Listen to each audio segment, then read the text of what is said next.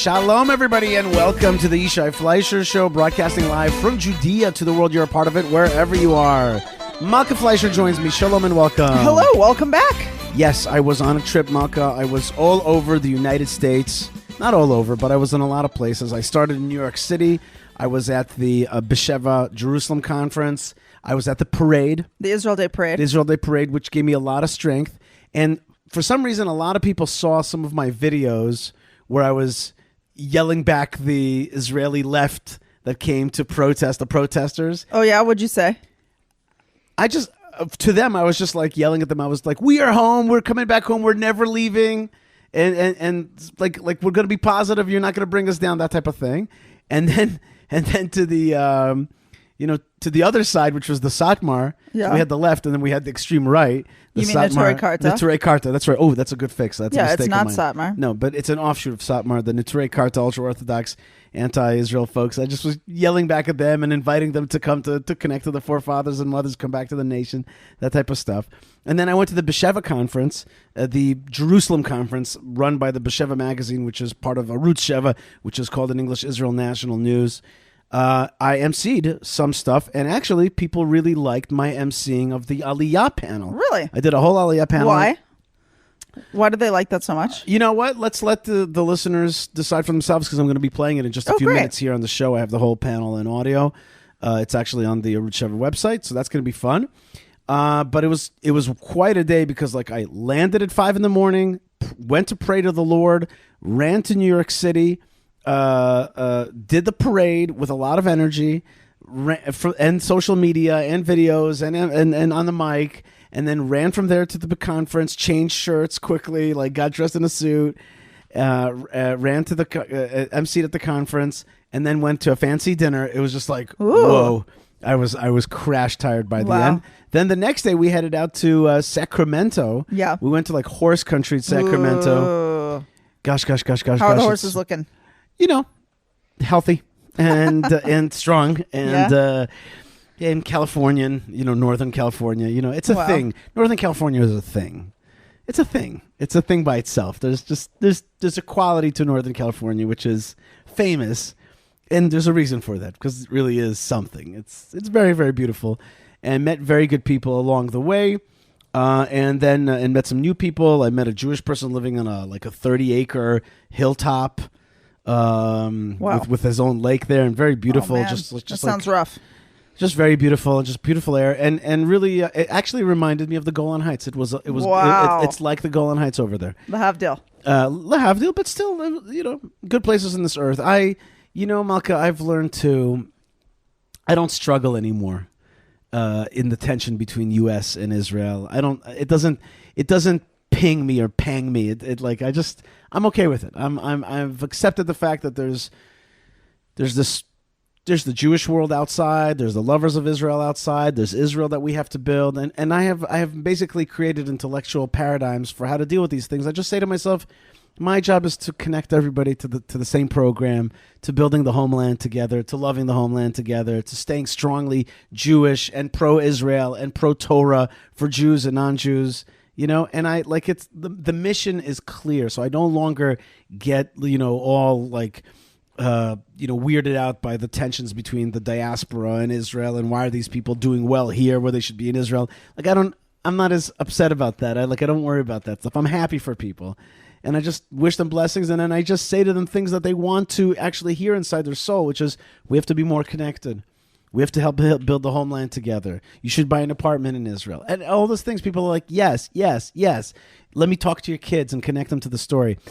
And that was a big part of what we did. We actually flew, myself and the director of the Hebron Fund, Dan Rosenstein, we flew from San Francisco. I actually did a great event in San Francisco for my friend Maria and her cafe there, to Russian Jews. Great. So cool. Fabulous time there. Fabulous Why? cafe. What was so fabulous? These guys they get it. They've been through communism. They know the importance of the land. They know our fight with the jihad. They know what the international left is. They know how important it is to be armed. I didn't give them fake, rose-colored glasses. I told them what was good, what was good, what was bad was bad. I reminded them, I think I talked about this on this show, which is, I reminded them that Israel's way bigger population-wise, Jewish-wise than before. We have 7 point something million Jews, where in 1967 it was 2.5 million. Our GDP is up, but at the same time, our country's shrunken physically and is under attack from different quarters. And just discuss these things very truly and openly, and again, giving people concrete steps to become more connected to the land. Then we went to Cleveland. I've never been to Cleveland, and I've never been to Ohio. And Cleveland's a really nice, like, it's Midwest, and the stuff that they say about the Midwest is that people are nice. It's true. Yeah. You can feel it. People are nicer. Things are a little bit slower. People are good-humored. That's nice. Good-humored. Good. That's refreshing. Yeah. I mean, I find that people are generally nice, but the Midwest has got the Midwest quality. It just does. That's nice. It's just real. It's not. It took me like 2 hours, and I'm like, oh, okay. I downshifted from like 6th gear to 4th gear, and just slow down and sweetness. And the thing that I did there, which was very successful, which was I talked in the Mizrahi school, in the Fuchs Mizrahi school, to all kinds of grades. And Dan Rosenstein said to me, like, this is very important for us to do this because we have to signal to people we're not here just for fundraising.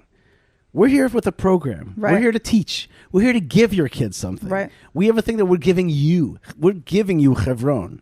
We're connecting you to the forefathers and mothers. We're here to teach you about the homeland. We're here to get your kids to love the homeland. We're here to not allow them to be reprogrammed by others. We're giving you. We're here to give. Yes, we also need support, but like we're here to give. We have a program to share. Right. And that was a lot of fun. We had a great Shabbat, met fabulous people, and Cleveland's just a really, really nice place with a lot of good people. And then from there, went back to we were there for quite some time, and then from there went back to New York City and to Brooklyn, which is still the beating heart of the Jewish world. Although some people have left to Florida, a lot of people have left to Lakewood, and all kinds of stuff. Still Brooklyn is the most Jewish place outside of the land of Israel. Still, and you can feel it. It's the Alta Haim. I mean, I took a picture in front of myself with a open fire hydrant. Yeah. And behind it is a restaurant called Chap Anash. Chap Anash. Okay, for a lot of people listening to this, they're like, what? What language did you just speak? But Chap Anash means grab a bite, grab a food. And that's just Yiddish. And it's just like, it's like, Chap Anash, I ate at the Essen Deli. Wow. Which means like eatery deli. And and I, what, and so funny. I was in the synagogue, which I pray in there, which is the Young Israel of Midwood, and I saw out of the corner of my eye a book that said Eretz Yisrael. Yeah, and I looked into it, and I saw this was a deeply written book by one of the rabbis from Cleveland. Oh, wow. From the Hebrew Academy in Cleveland, wow. Part of the Telz Yeshiva. And by the way, in Cleveland, I have a lot of friends, including my good friend Shia Stern, who helped me understand everything, a friend of mine from college. Fabulous. So then I went to the bookstore, the Judaica place. Yeah. And I bought these 2-volume, very thick books on Eretz Yisrael, written by a very diaspora rabbi, and diaspora like Jew, but about the Torah of Eretz Yisrael. Wow, that's so cool. Like the Haredi outlook of Eretz Yisrael. And that was very powerful. I didn't get a lot of chance to talk with too many non-Jews on this trip, although I think that there are a lot of pro-Israel non-Jews in Ohio as well. Oh, yeah? And I did talk with my friend Levi about our movement towards the Abraham house and the Abrahamic faith. And Levi, my good friend, who has comes from the Christian world, and he told me, what does that mean? He's got a deep story about his life, and when I'd love to get him on the radio to talk about it one day. But in the meantime, I'm not going to tell the story for him. But in the meantime, one of the things he said to me, he said that the Abraham house of prayer, should meet on Sundays and not on Shabbat. And I was like, really? I thought like this Abraham movement that we're talking about should be based on Judaism. He said to me that it has to have Jewish leaders, and the Jewish leaders need to be on the Sabbath to do their Sabbath, and on Sunday to give an alternative A replacement. Yeah. Malka, don't tell me you're having a replacement theology here. That would be that would be, what do you call it? That would be some historical rectification. Yeah, that's funny. That's funny. Replacement theology. That's funny. Sorry, everybody. I'm not hurting anybody's feelings. I respect everybody's religion as it is. But at the same time, we are trying to bring a more Torah consciousness into the world. And that's all right. And you know what? At the end, it's really not to replace. It's really to bring people some meaning. And today I was on tour with Christian Mormon folks. Maybe that's a contradiction. Let's just say the word Mormon. Is that? Folks. No, it's not. Some will say. It's not a contradiction. I'm not getting into Christian politics. Isn't it a Christian sect? Mormons? But they'll tell you that they have different books and they're whatever. All right. Anyway, all right. Anyway, move forward. It's not my department. It's not my department. I don't need to get into these wars. They're not mine to fight. And frankly, I don't have a side in it. But they told me that young folks in the United States, there's a counterculture. Okay. A counterculture to the counterculture. There's a counterculture that's moving back towards conservatism or and this is totally true. There's a yearning for meaning. Right. And that's where that's exactly again right, where I think that's a lot of people. Yeah, that's exactly where that gap is right now. There's a yearning for meaning, and I think that Israel has meaning for people. I really think Israel's got meaning for people. Malka, let's talk about Jewish people. Well, I just want to say that Israel doesn't have meaning for everybody. Or if it does have meaning for people, it's not always like good meaning for them. There's two stories here that we can discuss. Yishai, you let me know what you think about these stories. Story number one is actually about something that you have personal relationship to. And story number two is something that I have a personal relationship to. Okay. Story number one is that after over 5 years, or approximately 5 years since the United States left this body, a political body called UNESCO, right, which is an organization dedicated to heritage sites, to identifying, upkeeping, and recognizing international World Heritage Sites. Right. So now, which the United States left summarily under the Trump administration because of their anti-Jewish stances, calling the Tomb of Rachel a Muslim site, calling the Jerusalem, the Western Wall, a Muslim Palestinian site. Right, and calling the Temple Mount a Muslim holy site. And calling the Tomb of the Patriarchs and Matriarchs a Palestinian World Heritage Site. So very powerfully agendized organization, very strongly, very obviously agendized organization. And the Trump administration and then U.S. Ambassador to the United Nations, Nikki Haley, was very involved. They left the UNESCO, and Israel also left UNESCO, and it was a huge moment for the state of Israel, and a real moment in which Israel felt the tremendous weight of the backing of the United States. That big stone wall of support behind us has completely broken down. And the United States is rejoining UNESCO. UNESCO very excited about it, putting out all kinds of statements about what a showing of faith it is in their organization, and how proud they are. And here, look, UNESCO is such a trustworthy organization, and the whole world supports us. And so, some people say there may have been reforms inside. I haven't seen anything really significant there. And so that's thing number one. Now, you, Yishai, you were very involved in the fight to get UNESCO to create a rift between UNESCO and the United States. No, that's not the right way to say it. We were fighting against the decision. They had a decision that they were making. We didn't call for America to leave UNESCO. We just said this isn't. I think you didn't even dream that the United States would leave. No, we were fighting against a decision, which is that they met in Krakow, not far away from Auschwitz, and did a pogrom on Jewish history and decided that the Tomb of the Patriarchs and Matriarchs is a Palestinian World Heritage Site. We went to fight that, and we got global Jewry to be with us. And the Trump administration heard about this, and they pulled out of UNESCO because of their recurring anti-Semitic positions. And that was an amazing moment in terms of narrative victory. And I called, by the way, UNESCO.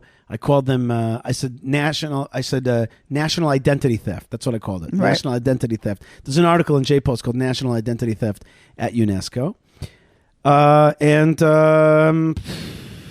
I am. The fact that the Biden administration wants to go back to UNESCO, it's because they share that way of thinking. That's basically it. They want to erase. Right. They're on board with everything that UNESCO stands for. Right, which is the erasure. When UNESCO of Jewish history. Talks about how the U.S. is behind them, they mean it. They mean it. That's yes, right. That is true. That might not be true for the people of the United States, but it certainly is true for the administration. By the way, Yishai, did you hear about this scandalous? This really wasn't something we were going to talk about, but they did like a Pride Month event at the White House. Did you hear anything about this? No. I don't know if I can even really talk about it because this is a family show. But let's just say there was a person who used to be a man who now has bodily similarities to a woman, and they displayed those bodily similarities in a tweet that they put out on the White House lawn. And everyone's just like, what on the planet is going on at the White House? So that's a whole breakdown.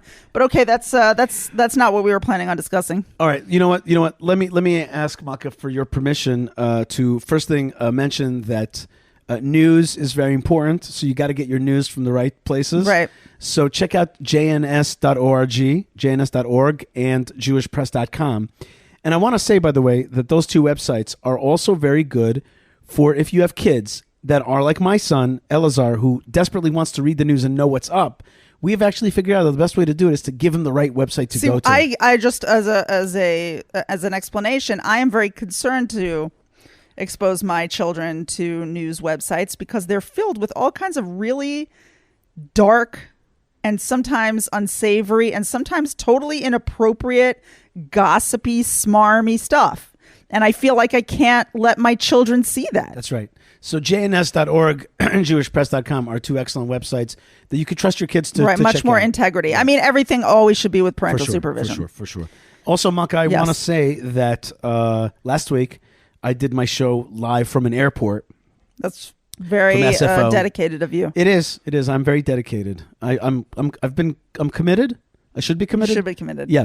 And so, but one thing I forgot was to mention one of our sponsors last week, which is my good friends at Retro Watch Guy.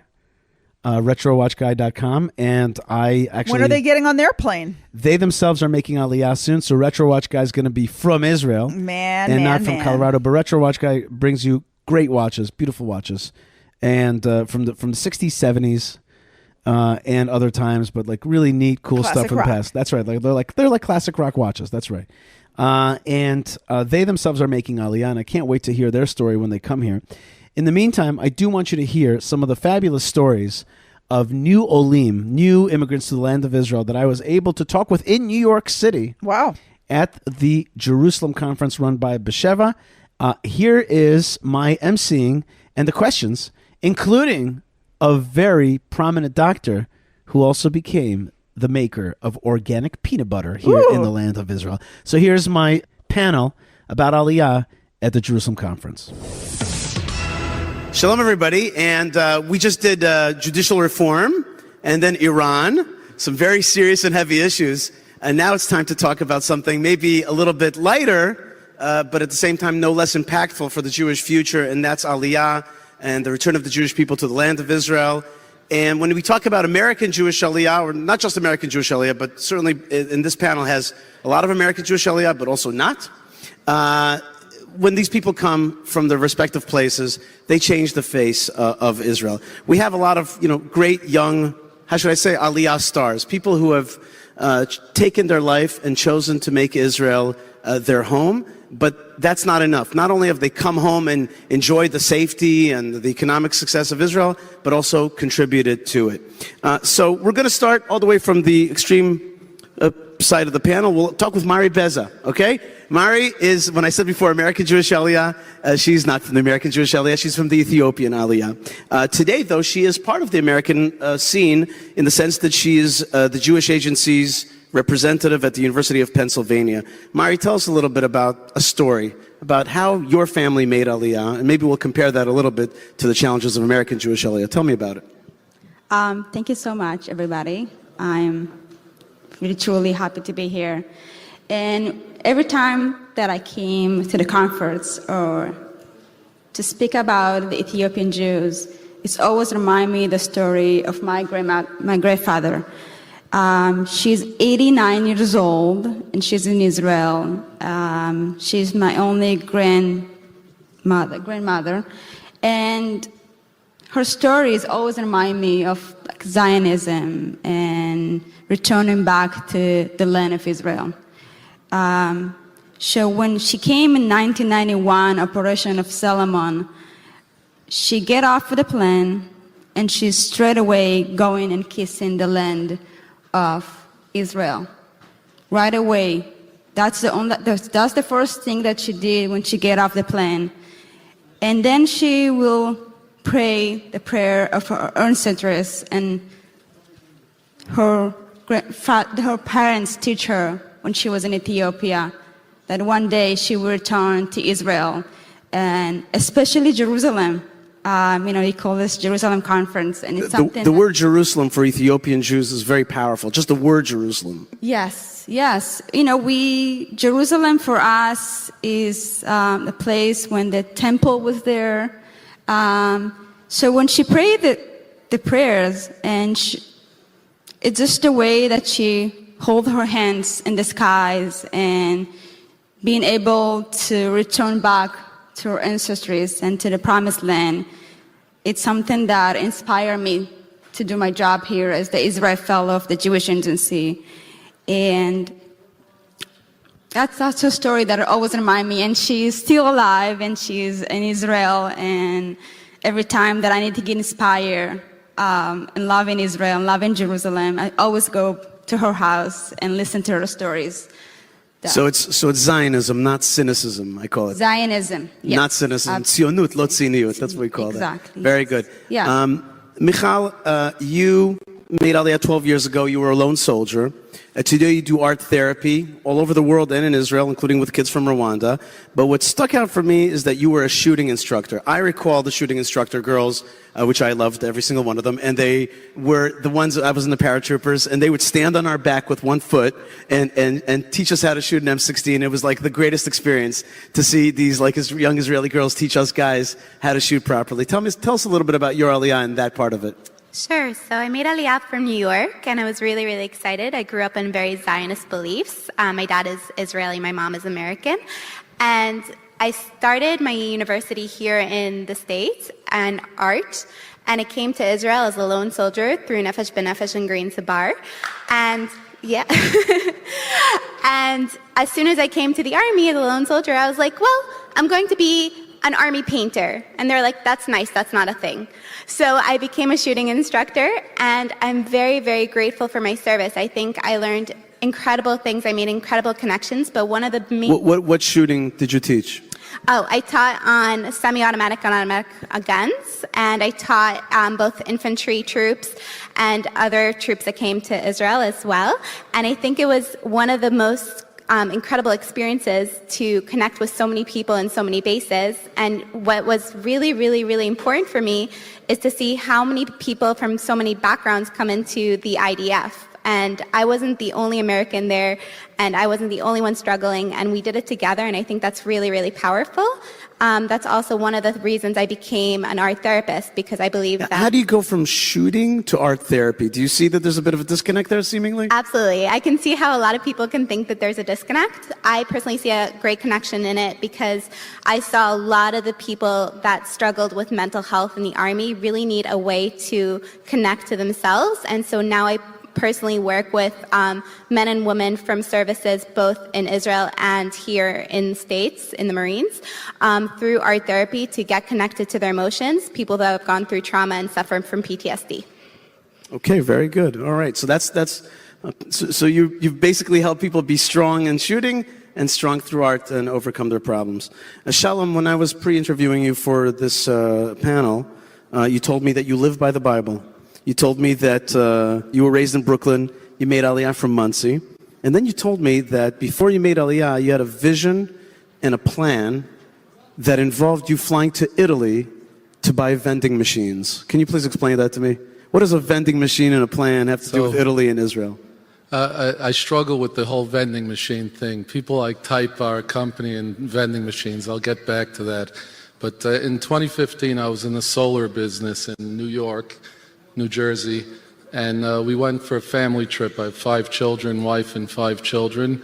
We went for a family trip to Israel, and it was just amazing. 2 weeks, and I realized I had to live there. I didn't want to leave. I had to leave. I had a business, but over the next year and a half, I reorganized my life to start a new business. I was already looking at smart vending, the smart vending industry. I was sort of the tail end of the solar for my, career, and decided to move to Israel, pursue that. It was, and that's really the point. You got to go with a plan. And when I got there, I was very determined, and pretty much right away I had meetings within the first couple of days of being there. Within 2 months, I was already on a plane with my wife to Italy to make a deal with a supplier for equipment, what you're calling vending machines. It's equipment of a larger system, but my father, who's in the audience here and who's helped me for the past 6 years since I moved there, my American agent, let's say, he flew to Israel to watch my kids while we and my wife took a plane. I remember they didn't even want to put our beds together. There was, it's a little balagan moving to a penthouse. We had a big container from New York. I had a big house that we filled up, and they finished unloading after midnight. We had a plane at 6 in the morning. They didn't want to build the beds, and we were leaving. So it was crazy, but that's what it's been for the past 6 years. Very quickly, I had customers. We've built, automation for theft and solving other problems for retailers. And we now have some of the biggest retailers in Israel, our customers, Asherad, Shufersal, and it's just been a wild ride. Amazing, amazing. So you're bringing that can-do attitude with a plan, but still you say that on the one hand there's a plan, on the other hand it's crazy, right? It doesn't always flow by plan. It's a crazy plan. Yeah, it's God's plan. Yeah. Dr. Jason Cohen, on the one hand, serves as a chief medical officer for Stella Israel. He has treatments that help PTSD victims, not through psychology, but through actual physiological blockers of the reactions to PTSD. And so he's working at a startup. But then he also has another hobby, which he loves peanut butter. And he went out and searched and sourced the best peanuts in the world. They happen to be made in Israel.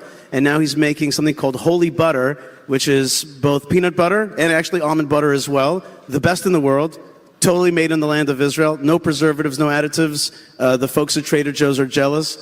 Tell me about how you fuse this kind of life where you both help folks with PTSD and block their reactions, at the same time create peanut butter for joy. What's that about? Sure. Thank you, first of all, for the introduction. Listening to the introduction, I have to admit it does sound kind of nutty. But in 2011, my wife and my 4 kids, we made Aliyah under the auspices and great assistance of Nefesh B'Nefesh. And we have here in the audience, we have Rabbi Yeshua Fass from Nefesh B'Nefesh, and we have Ophir Sofer, who's the Minister of Aliyah Absorption, and many people involved in Aliyah. So we really have the superstars of helping Jews make Aliyah right in the front row here. Go ahead. So by training, I'm an anesthesiologist and interventional pain management physician. They were very much instrumental in assisting the conversion of my licensure over to Israel. I completed work in Shari Tzedek. And then the following years, 6-7 years, I was commuting approximately twice a month to the U.S. for both clinical work and consulting. When a small inconvenient virus... So you were commuting to the U.S.? That's correct. Living in Israel, commuting, yeah. Correct. I'm a big fan of the commuters. I think that they're heroes, really. While also starting my clinic for pain management here in Israel. Right. When a small inconvenient virus came in, called Corona, all travel ceased, and I suddenly had a lot of time on my hands. I began to take part in some interests that I never really had time for, and wondering about certain things, we ran out of peanut butter in the house. And my wife said, Jason, I don't care about your work. We have no peanut butter. So I started to think, and Israel is a world leader in agri-tech, world leader in fruits and vegetables, and I said, what's going on in the nut industry? So after meeting with the world importers of Israel, I realized much was coming out of China. And then through research, I was able to identify the Israeli ground nut board for peanuts and similar for almonds. I made connections, was visiting the fields and the farmers, and I discovered that Israel is the #1 leader of peanut production in the world in terms of quality. So Israel has the best peanuts. Did you know that? Did you know that Israel has got the best peanuts in the world? I did not know that. Okay. Yes. So that is really what launched my interest in keeping and utilizing the world's best peanuts grown right here in Israel. We're the only company now in Israel from start to finish that manufactures pure nut butter. All right. Do Ethiopians like peanut butter at all? We get introduced to this when we went to Israel, and it's my favorite. Peanut butter and jelly. That's something that I will definitely having. All right, but this is a different kind of peanut butter. All right. So listen, we have about 2.5 minutes left, and I wanted to ask all of you. You guys are all obviously leaders in your world, in your field. You're bringing your success to Israel. You're bringing your inspiration out. Let's talk for a second. Give me the highs and the lows. That's what I want to ask you. Give me the high and the low. What is the successful thing? What is your positive advice? And what is the stay away from? Here's the rock bottom. Here's where I fall in Israel. What do you think? I feel like sometimes I hear it from teenagers and young people, Ethiopian Israelis, that complain about police brutality. We are brothers and sisters. We are Jews, but just because of color of our skin doesn't mean that we should treat differently. And I think that the government and people in Israel are supposed to do so much for police brutality and see us as we're Jews, but we also have to be able not to identify as criminals just because of our color of our skin. That is a very low and a very powerful thing that you're saying. What about a high? The highest is I see the continuous of Ethiopians coming to Israel, and there is more operations and connecting families and brothers. I'm sorry, and are you able to inspire people with your Ethiopian Jewish Aliyah message in America? Absolutely. My students is such an inspired by my story, and they say the Ethiopian Jews' his story is something inspiring, and they connected more to Israel and being able that there is Israelis who are Ethiopians, and they feel more connected to Israel and Judaism too. Absolutely. Very good. Okay, Michal, quickly, highs and lows. Sure. So I think my high would be that coming from New York, I always looked at New York as sort of the land of possibility. But coming to Israel and opening up my own business and being able to touch people through my studio, my art studio, Tel Aviv Art Studio, I think it's one of the most incredible things I could possibly do. I think that people are really, really there to sense community and help lift you. And I think definitely Israel, people really want to be there for you. And I think that's incredible in terms of Aliyah.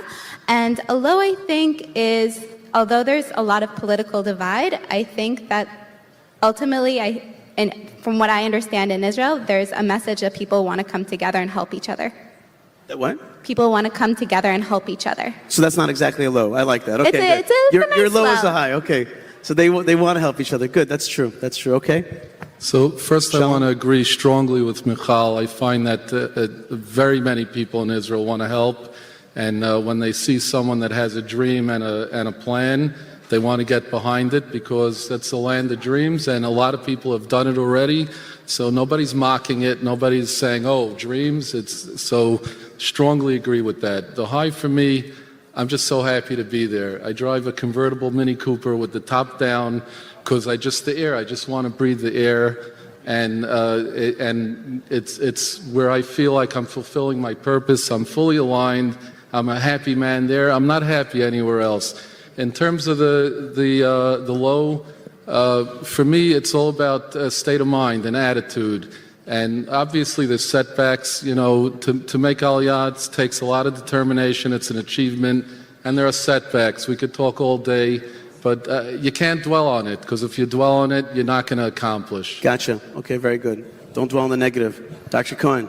Likewise, I would say there really are no lows living in Israel. There are bumps and hurdles that we all experience on a day-to-day basis. If I had to choose one, I would say the imported commercial peanut butter. Stay away from it. The high, of course, as a physician entering into the world of food, agriculture, I would say just the tremendous support and respect. Yeah. All right, folks. There you have it. People who have chosen to make their life in the land of Israel. Obviously, people who would have been successful in other places. And I think that this is, after the other two panels that we heard about the rupture of Israeli society and the nuclear danger, you see that the hope is still there, the tikva is still there. Thank you very much. May we continue to make Aliyah. And we're back. Nice. Okay, Malka, that was fun, right? Those really cool. Those are some good Yehudim, some good Jews. Yeah, beautiful. That's right, some good Jews out there, Malka. Those good folks that are coming home to the land. You know what they need when they come home to the land? They need to eat some Yiddish food, some mamashe essen, okay? They need to eat some food. And the great food that you can find that is heimashe and heilige, okay? Wow. You spent a couple too many days in All Brooklyn. I need is a salami sandwich at a deli in Brooklyn, and I'm back, baby. Oh I'm back in the ghetto. Anyway, but actually, my tour in Hebron today started bringing back the Judean in me. That's nice. I'm telling you, I walk around the streets of Brooklyn, I start to become that. But back today in the streets of Hebron, I return to my Judean essence. Speaking of Judean essence, that is prohibitionpickle.co.il. You can. That's right. And there should be some kind of food. I'm telling Chaim right now called Judean essence. Okay? I don't know. That feels weird. It does. It feels weird? like skunk spray or something. Judean essence sounds wrong. Or maybe to me. something for Havdalah. Maybe that should be Havdalah, like a Havdalah. Judean essence. You don't think? I think the smell of Eretz Yisrael for Havdalah. We can create some kind of smell of the land of Israel and get it out to the marketplace so Jews can have a little smell. Avira de Eretz Yisrael machkima. The air of Eretz Yisrael makes you wise. It's a great way to start the week. They should have little bottles of Israeli air. Yeah, but that no, you can but open and snort. I told you that I have seen with my eyes Hasidic Jews pop open a Jump or one of these Israeli soft drinks and take that are exported from Israel and imported into the United States. They open the cap and they go. They snort it. They snort it. They snort Wow. the air of the land of Israel. That's You'll see that on dedication. primetime TV one day. That's on Netflix. An epidemic. Yeah. Prohibitionpickle.co.il will make that delicious Hamisha Essen for you here in the land of Israel. Nice. Okay, go ahead. Well, speaking of Hamisha, speaking of the home, here in the land of Israel, lots of ladies are having babies. Baruch Hashem. And there's a whole association of women who help those ladies. It's called the Israel Midwives Association. You can't stop those. And they were on their way like nice Jewish midwives, bopping down the street, getting ready to take part in something called the International Confederation of Midwives Congress. So they were getting on the airplane. It's exciting. We're finally out of the hospital. We're going on a trip. Girl trip. We're going to Bali, right? They're going to Bali, Indonesia. They get off the plane. Everything's so exciting. And then they find out that they're not participating. Why? Or they make a decision not to participate. What happened? Turns out that they were approached at the conference and told, listen, our governor really doesn't like Israel. So you guys can't fly your flag at our conference. Keep in mind that two members of the Israeli Association, Gila Zarbiv, the head of the Israel Midwives Association Media Committee, and Yifat Hadar Rubanenko, chairwoman of the association, of the Israel Midwives Association, were both going to be speaking at the conference. And they were told, they weren't on their way. They were told a week before the conference, the Director General and President of the International Confederation of Midwives sent them a little email and said, In order not to anger the governor of Bali, the Israeli flag would not be displayed, and they would have to march under the Confederation flag. He said this, quote, "There is sensitivity in Indonesia regarding the raising of the Israeli flag and the remembrance of the state of Israel," adding that they heard that should it be decided to include the Israeli flag and mention Israel in connection with the identity of the Israeli organization, there is a risk that the Congress will be closed and the Israeli delegation will be required to leave Indonesia. So they're just like, well, fine. No Israeli midwives for you. But it's very disappointing. This was an international conference. Do you know what I feel bad about, Malka? What? I don't feel so bad about the fact that, we're blocked yet again from an international thing. I feel bad and sad for the midwives around the world who wanted to hear from some of the greatest midwives in the world, which is the Jewish Israeli midwives. I want to say something that I've said now many times on the show, a little factoid from Israel that all of you should know. Shaare Tzedek Medical Center in Jerusalem has the most births per year at a hospital in the world every year. Every year it is the one hospital on the planet that has the most babies born at it. That's just unbelievable. And you want to hear that experience. Yeah, don't you want to hear from those people? And there's women from around the world, all kinds of religions, all kinds of countries. The Iranian flag, by the way, was flown at the conference. Can I tell you something? You want to hear you want to get some blessings. You need some biblical midwives. And that is a place that shoots women in the street. Should I call the show Biblical Midwives? Biblical midwives are back, okay? The biblical midwives are out there, and the world didn't get a chance to hear from the Judean biblical midwives, and that's a shame for them, and shame on you, Indonesia, okay? And you just missed a chance to get some shame on Indonesia, and shame on this association for not protecting all the women in its organization. Very sad. And Indonesia should never be allowed to host this event, or really any international event, again, until it can give equality to all of its I don't think anybody's going to block them. It's a question of other people should not participate in that. Malka, I want to shift gears for a second and tell you that I agree with you. It's sad that they missed that, and it's too bad for them. We really have a light to offer. It's like a light wants to come out, and they just want to block it. And what are we even talking about? Speaking of this is a midwives conference. What are we talking about? Is this a political conference? Is this a, some like a land division conference? Is this about the Arab-Israeli conflict? Is it about something political? This is a political something that crosses borders. Topic. Yeah, this is a peacemaking opportunity for all kinds of people. Yeah. But they didn't deserve the light. They didn't, as my friend Jack says, they didn't have the zechut. They didn't have the zechut. They didn't have the merit.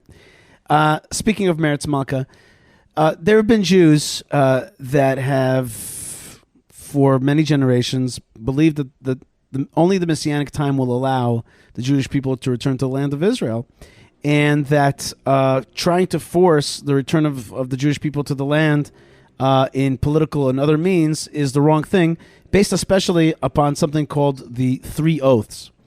Our own Rabbi Shimshon Nadel has delved in to the question of the three oaths, and this is, of course, in conjunction with the Torah portion of Shalach, which was read here in the land of Israel last week, but is in the diaspora is read this week, this coming Shabbat. And so I want the show's got definitely an element of Parshat Shlach, the Torah portion of Shlach, which is about the sin of the spies. We'll talk about that at the end. But here's Rabbi Shimshon HaKohen Nadel from Jerusalem talking to us about the three oaths that the Talmud speaks of, the three oaths that are supposed to stop Jewish people from trying to enter the land of Israel against seemingly the will of God and until such a time. But how do those oaths get overcome? Do they get overcome? And do we move forward with the process of redemption that we're in right now? So here's our own Rabbi Shimshon HaKohen Nadel with the question of the three oaths.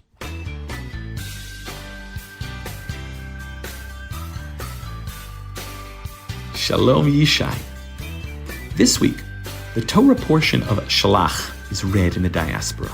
Shalach relates the story of the sin of the spies who spoke ill of the land of Israel. causing the children of Israel to fear and bringing about the punishment of 40 years of wandering in the wilderness. But the spies themselves were the leaders of the Jewish people. The Torah describes them as all distinguished men, heads of the children of Israel, they were. And yet, they despised the desirable land. According to the Vilna Gaon, who lived from 1720 to 1797, many great Jewish leaders commit the sin of the spies again today by rejecting the land of Israel. Rabbi Hillel Rivlin of Shklov, a close disciple of the Vilna Gaon, records in his Kol HaTorah the teachings of his master, the Vilna Gaon, concerning redemption, and writes, quote, "Due to our abundant transgressions, many commit the great sin of, and they despised the desirable land. Even many of those steeped in Torah don't know and don't understand that they perpetuate the sin of the spies. They have drifted into the husk of the sin of the spies with all sorts of false theories, vain justifications, and excuses. They even cover their theories over with the incorrect opinion that the mitzvah of settling the land of Israel does not apply nowadays, an opinion that has already been disproven by the great geniuses, Rishonim and Achronim, our great sages. In fact, in his Eim Habanim Smecha, Rabbi Yisachar Shlomo Techtel, writing during the Holocaust, attributes the tragedies that he witnessed in front of his very eyes to the sin of the spies. He holds the rabbis and religious leaders of his day accountable for encouraging their flock to stay in Europe instead of ascending to Israel.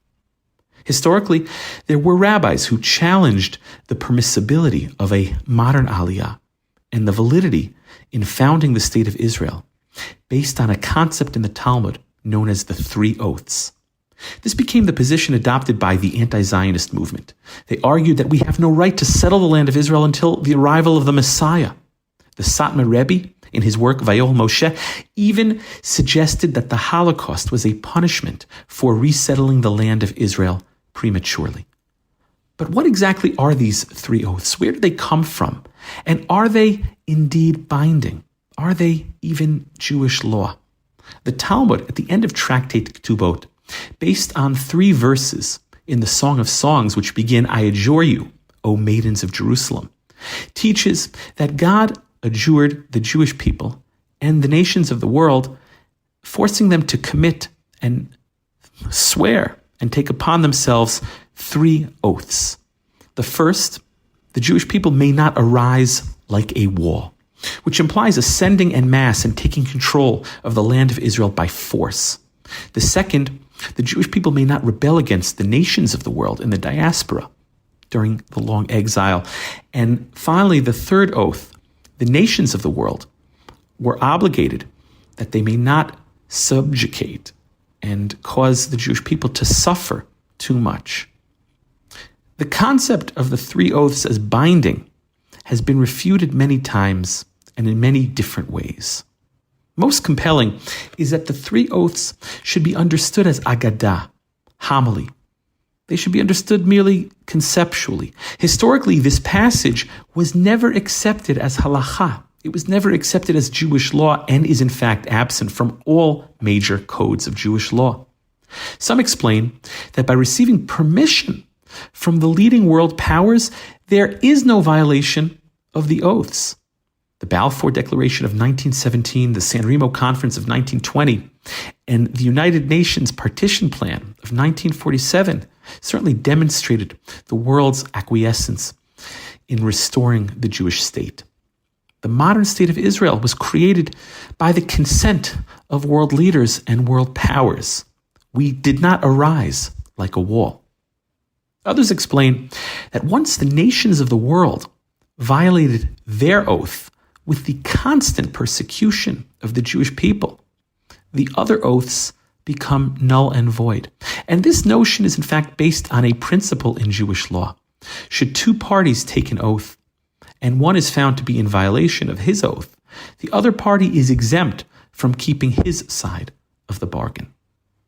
Certainly the persecution, torment, and humiliation that the Jewish people have endured over the centuries of the long exile would free them from any obligation. Based on all this, along with other reasons, according to most authorities, the three oaths are not binding nor relevant today. Today, we have an incredible opportunity after 2,000 years of exile to return home and play our part in the Jewish history and destiny that is taking place on the stage of the modern state of Israel. Wishing all of the listeners blessings from Jerusalem.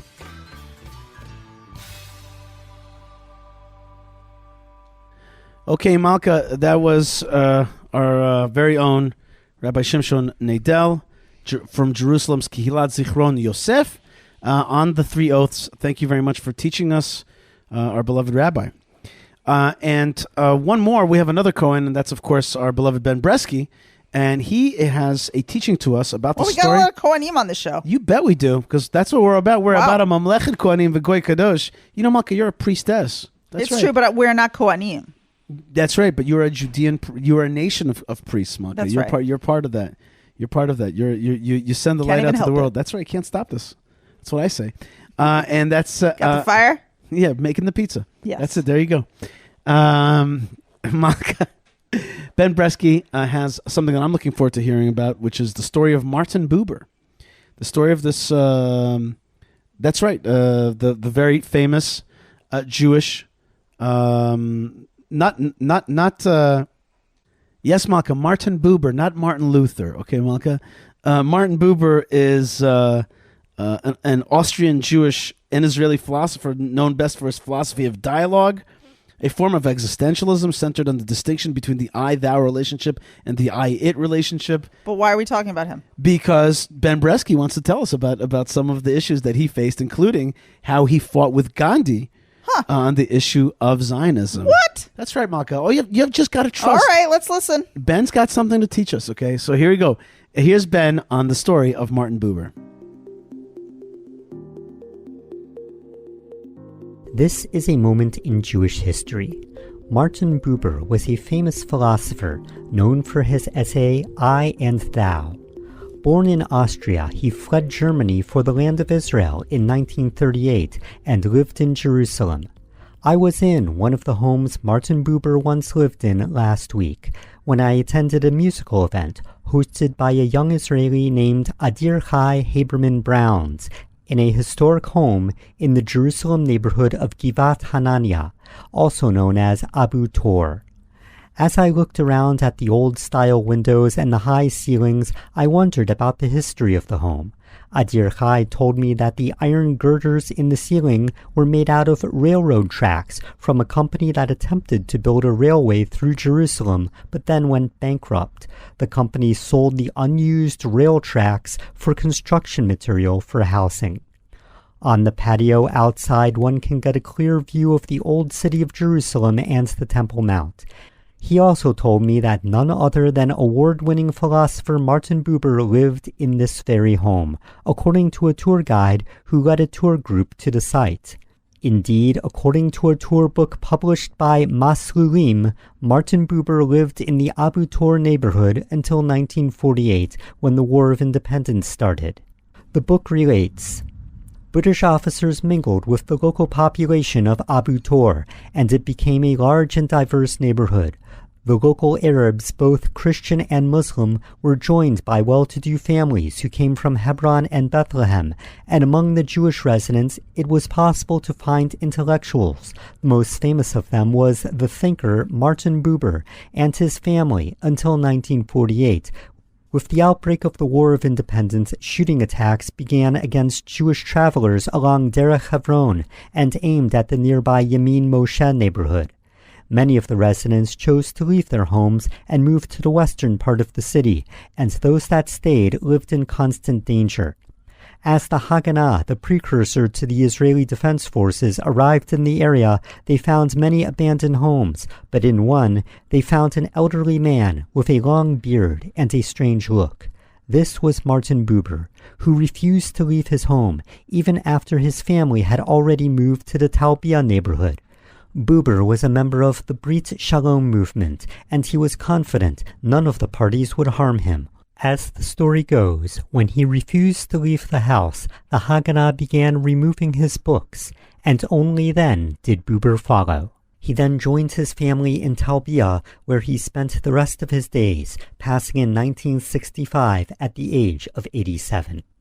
Adir Chai told me that after Buber left the house, it was inhabited by Israel Prize laureate Eliezer Schweid and his wife Sabina, an elderly couple whom he had met personally.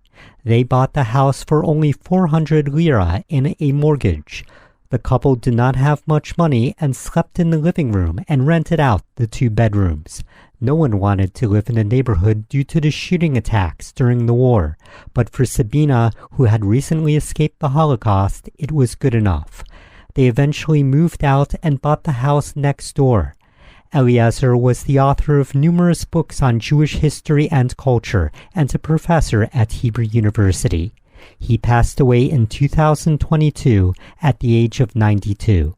His wife Sabina still lives in the house next door to the one once inhabited by the Buber family. Buber was an iconoclast all his life. Born to a religious Jewish family, he dedicated his life to preserving and rewriting famous Hasidic stories, such as those of Rabbi Nachman of Breslov. Yet he did not go to synagogue or keep with the tradition of his upbringing.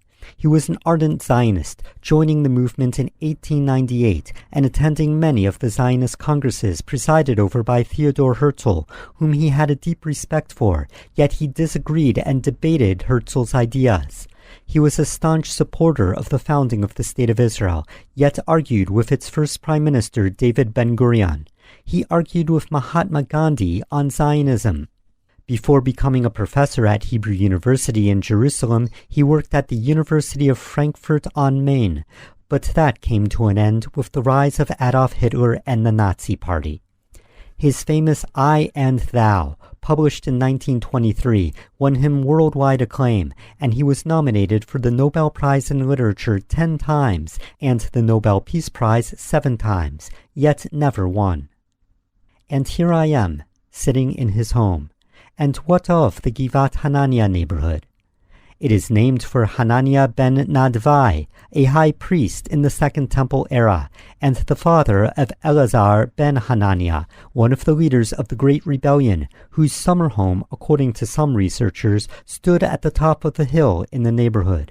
According to Josephus Flavius, Hanania is even buried on this hill. Its more common name is Abu Tor, which means father of the bowl. In the 1880s, affluent Arab Christians and Arab Muslims moved there, seeking more spacious living conditions than inside the walls of the old city. In 1887, Yosef Navon, a Jerusalem businessman from a well-established Sephardic family of Jerusalem, created the Beit Yosef neighborhood in Abu Tor. Together with his partners Johannes Frutiger and Shalom Konstrom, the neighborhood was built as a commercial enterprise for the Jewish community, in contrast to many of the first neighborhoods outside the walls of the old city, which had a philanthropic purpose. But it encountered difficulties from the very beginning, and some of the houses in the neighborhood were sold to Arab buyers. A year of drought, bureaucratic difficulties, and the neighborhood's remoteness did not help matters. Frutiger personally suffered considerable financial loss. His home, the Mahanaim House, also known as Frutiger House, can still be seen in Jerusalem today on HaNevi'im Street. During the riots of 1929, in which over 100 Jews throughout the land of Israel were killed, the Beit Yosef neighborhood was spared, but the increased tension and danger meant it was no longer safe, and the Jewish community fled. Arab residents then settled in the former Beit Yosef. Yosef Navon went on to create the Jaffa-Jerusalem Railway, for which he was awarded the Legion of Honor from the French government and an honor from the Turkish government. The Jerusalem station, now named the First Station or Tachana Rishona, is across the streets from the Abu Tor neighborhood, and now a center with restaurants and coffee shops. Together with Frutiger and Konstrom, Yosef Navon also founded several other neighborhoods in Jerusalem near today's Shuk Machane Yehuda. In 1948, the Nobel Prize-winning Israeli author S.Y. Agnon, who lived in the nearby Talpiot neighborhood, wrote a short story called Abu Tor, which he renamed Avi Hashor, or Father of the Ox. Translated from Hebrew, it begins with the words, "There is a spot in Jerusalem which is known by the Arabic name Abu Tor, which means father of the ox, and the spot goes by this name on account of something that happened there once upon a time."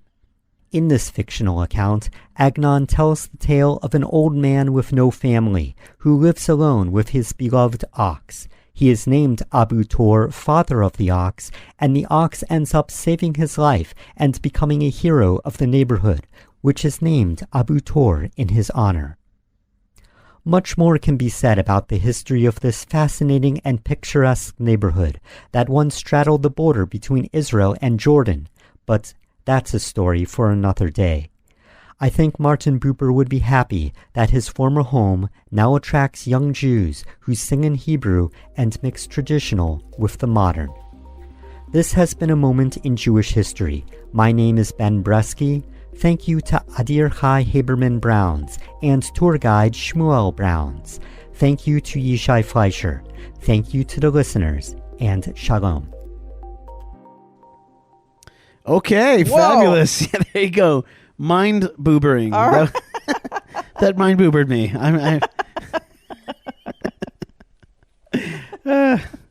Speaking of mind boobering, Malka, Yeah. there's no more mind boobering experience Yeah. than going up to the Temple Mount, Yes. because that will boober your brain. Yes. Yes, it will. And you will have an I thou. You will I thou. Oh, will you I thou. Yes. That's as close as I thou as you could get. Yeah, okay? that's true. That's like Yom Kippur on steroids, all right? Well, hopefully one day. Yes. If you want to do that, you go to highonthehard.com. They're going to take you up to the Temple Mount. In holiness and appropriately. That's the right. way that you're supposed to do it. With halacha considerations minded, and you will have I thou. Okay? And then when you want to have I thou with the founders of the forefathers and mothers of our peoplehood and our nation, then you should go to hebronfund.org, sign up to our tours. Rabbi Simcha Hachbaum. I just saw him giving a tour. He was, so did I. And he will I thou you, okay? With Shlomo Karlbach music. Wow. With stories, with heroism. There's nothing like the Simcha Hachbaum tour. It's legendary. Yes, It's it is legendary. It is legendary. He's a legend. He is honestly a legend. And I'm not sure I know. He is one of the people that I know that has touched the most amount of lives. Wow. That's big. That's big, and Hashem should give him strength. That's Amen. hebronfund.org. Very proud to connect you to the founding fathers and mothers of the Jewish people. Malka, let's finish up the show, but let's finish it strong. I want to tell you just a little bit about Kalev Ben Yefuneh, okay, Malka? Okay. And with this we'll wrap it up. All right. You know, Malka, there's a verse in the Torah that tells us that Jacob sent Joseph to Shechem, so-called Shechem, so-called Nablus, Shechem, right? He I sent don't like him. it when you say Shechem. Can we not do that anymore? Sometimes, like when you say Beit El, it's like Bethel. But you don't have to say Bethel. People are not stupid. It's not an issue of stupidity. It's an issue of some people are listening for the first time to the show today, and they may not know. So chill, okay? Okay. So as I was saying, that Jacob sent Joseph to Shechem. Yes. Okay, to find his brothers, and it says that he sent them from Emek Chevron, from the depths of Chevron. And if you look there at Rashi explains to you that what was really happening there was that Abraham, two generations before that, got the famous message and the prophecy at the covenant between the parts, the Brit Bein HaBetarim. And the covenant said that your seed will be slaves in a land not theirs for 400 years.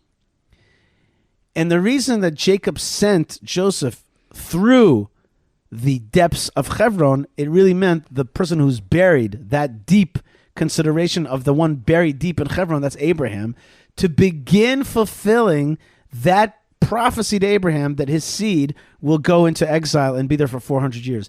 The touching of the tomb of the patriarchs and matriarchs by Joseph is the beginning of the exile. It begins there. The count starts there. That's the clock. That's the exile. He goes to Shechem, then he goes to he's shown where his brothers are, and then his brothers sell him down, and that begins the exile. Mm-hmm. He is the beginning of the exile. Go back to the Brit Bein HaBetarim the covenant between the parts. And it says that God told Abraham, 4th generation will return to this land. And Rashi there says, who is that 4th generation? That 4th generation is Kalev ben Yefuneh. 4th generation? The 4th generation will come back to the land, the ones after they leave. And he counts it. Who goes down to Egypt? And he counts Judah. Judah has Chetzron. No, Yaakov already goes down to the Jacob goes down to exile. Jacob has Judah. Judah has Chetzron. Chetzron has Kalev, and Kalev touches the wall of the tomb of the patriarchs and matriarchs, and he comes back. Because in this week's Torah portion, in the diaspora, it says, Vayavo ad Chevron. He came to Hebron. He, being Caleb, he finishes off the prophecy that your children in the 4th generation will return to this land. So the leaving, the exile was done by Joseph.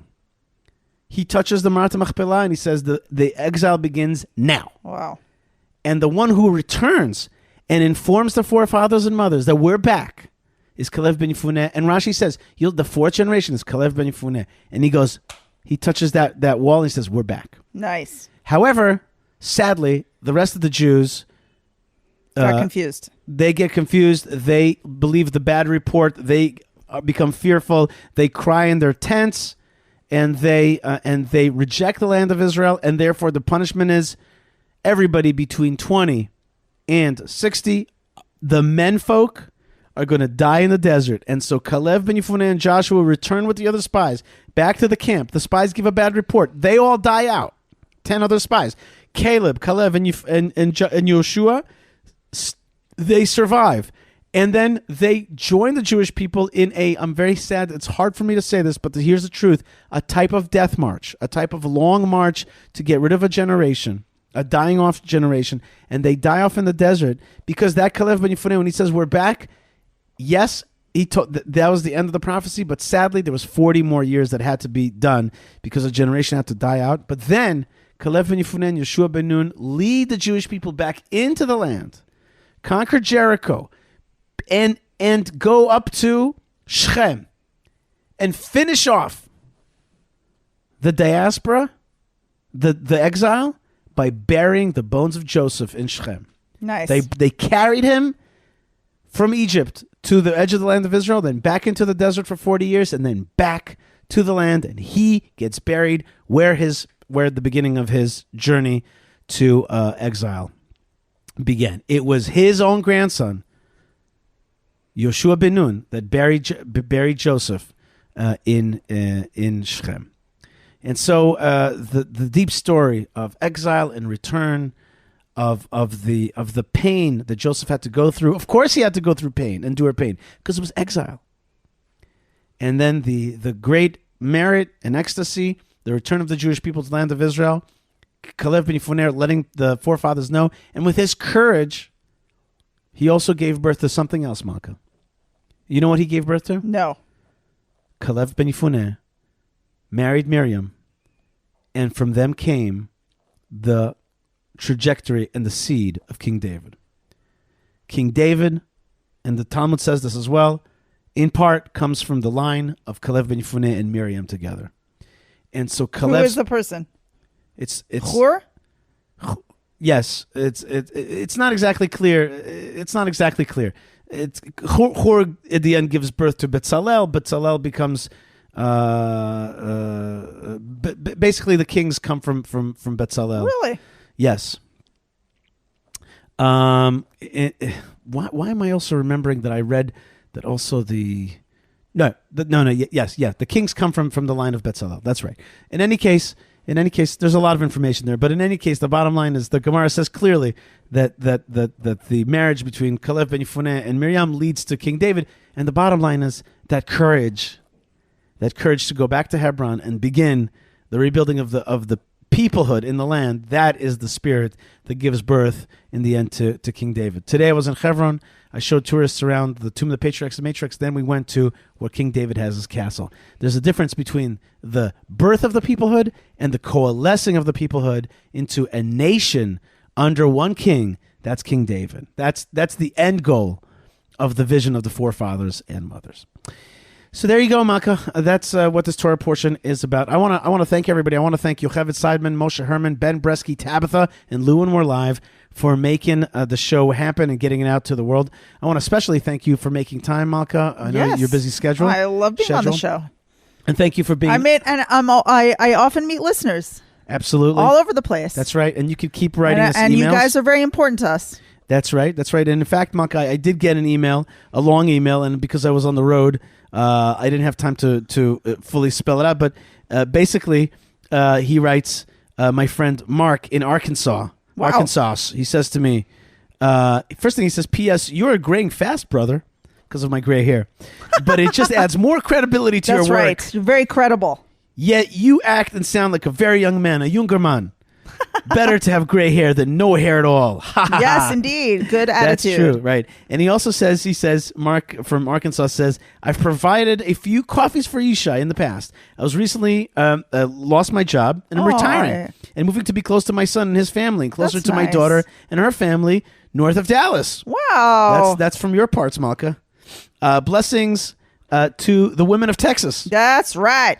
I would appreciate a prayer of support that Hashem would guide us in this new phase of life and that I could again send some coffees and blessings your way. Hashem is merciful and generous to all of us. Amen. Hashem should send you coffee, Mark. That's right. Blessings. Yes. That's right. For good Hashem energies. should buy you a coffee. That's right. Although I just want to say that I have some Mormon listeners to the show and they're like against coffee.